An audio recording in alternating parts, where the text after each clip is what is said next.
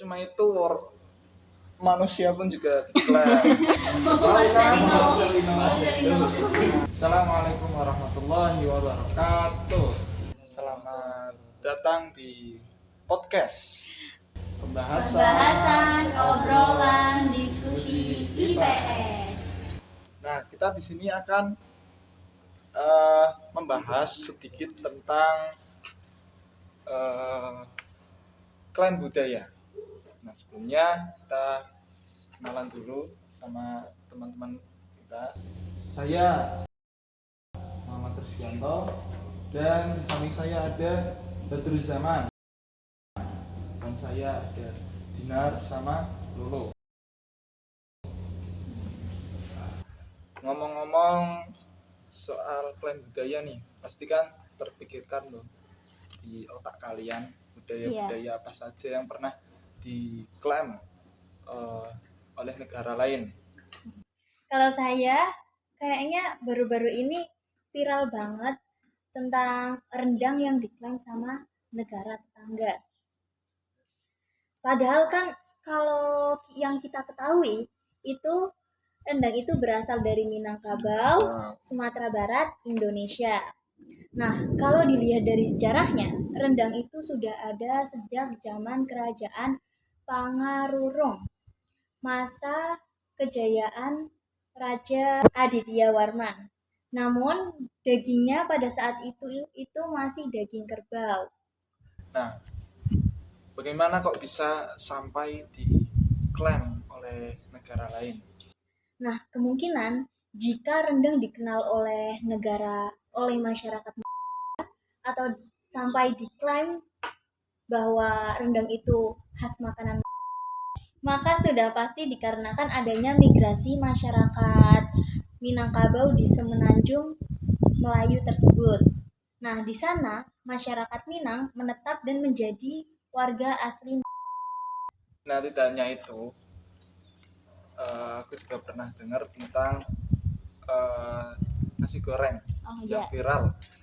Si pembalap motor GP yang diwawancarai oleh reporter yang mungkin si reporter itu dari dan intinya saat wawancara itu reporter itu mengklaim bahwa nasi goreng itu dari karena si pembalap yaitu namanya Fabio, karena si Fabio itu lebih tahu tentang nasi goreng, dia menyanggah bahwa nasi goreng itu dari makanan dari Indonesia. Nah, itu kan kalau dari makanan. Kalau dari budaya seni yang lain, mungkin kalian tahu nggak ada berita-berita tentang budaya seni yang diklaim oleh negara lain gitu? Apa tuh? Berarti pernah tuh diklaim sama negara tetangga ya? Kalian pasti tahu kan? Tahu. Nah, sebenarnya itu batik itu dari Indonesia. Batik itu yang saya tahu ya, udah ada pada zaman kerajaan Majapahit. Nah, pada saat itu batik itu digunakan hanya di lingkungan keraton saja oleh para raja, keluarga dan pengikutnya. Ya. Nah, tapi seiring berkembangnya zaman, batik mulai diproduksi untuk masyarakat luas nih. Jadi kan kita bisa pakai ya sekarang ya. Tapi kita nggak pakai. Nggak cuma itu, UNESCO juga udah ngeresmiin nih batik sebagai kebudayaan tak benda Indonesia pada 2 Oktober 2009.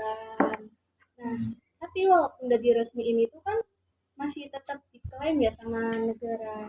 Iya, aku juga pernah dengar tentang wayang yang juga diklaim sama negara tetangga juga. Iya benar, belum lama ini netizen Indonesia heboh dengan setelah adanya Adidas menyebut bahwa wayang berasal dari negara. Oh, yang postingan itu kan? Iya. Yang postingan si Adidas merilis produknya collab sama wayang kan. Nah sebenarnya itu perbedaan wayang sama wayang Indonesia itu apa? Perbedaannya ada di kalau wayang Purwa yang ada di itu aslinya berasal dari Indonesia, dari daerah Ponorogo. Oh itu yang diakui wayang Iya. Purwa. Nah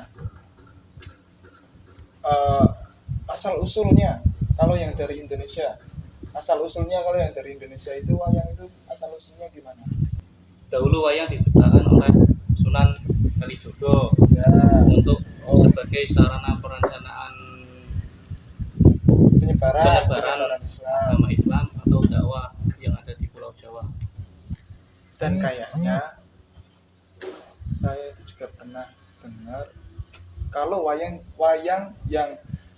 kulit itu sudah diakui sama UNESCO pada tahun 2003. Ya, Nggak cuma itu, pulau-pulau itu juga pernah diklaim. Itu memang katanya itu salah dari Indonesia sendiri karena tidak merawat pulau itu. Diklaim sama Malaysia dan Indonesia kalah dalam mahkamah internasional gitu kayaknya. Kalah untuk memperebutkan sengketa pulau itu, dua pulau apa ya namanya? Sipadan dan Likitan. Sipadan dan Likitan. Enggak cuma itu, manusia pun juga diklaim.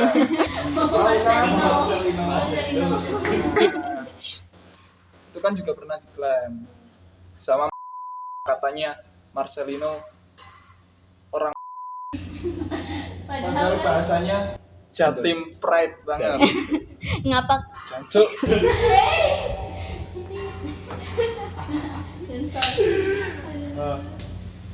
Kayaknya itu dari sekian apa namanya klaim budaya yang bisa kita bahas sedikit. Nah menurut kalian nih, dari kalian mengapa sih budaya di Indonesia itu masih sering diklaim sama negara lain? Kalau menurut saya itu karena dari penduduknya, dari kitanya itu kurang peduli terhadap budaya yang ada. Nah kalau misalnya kita nggak peduli sama budaya kita, itu tuh jadi peluang buat negara lain ngeklaim kalau budaya kita itu miliknya mereka, padahal itu kan budaya asli kita ya, udah ada sejak zaman nenek moyang kita. Kalau menurut saya itu pemerintah kurang peduli terhadap kebudayaan nasional Indonesia. Nah, seharusnya jika pemerintah peduli itu semua budaya nasional itu didaftarkan agar dapat diakui oleh semua negara atau internasional. Nah, walaupun itu prosesnya cukup panjang, tapi setidaknya pemerintah mempunyai kesadaran untuk budaya yang ada. Mungkin itu sekian pembahasan dari kami mengenai klaim budaya yang ada di Indonesia. Terus jangan ngaku orang Indonesia kalau belum cinta dan bangga sama budayanya. Terus Assalamualaikum warahmatullahi wabarakatuh. Bye.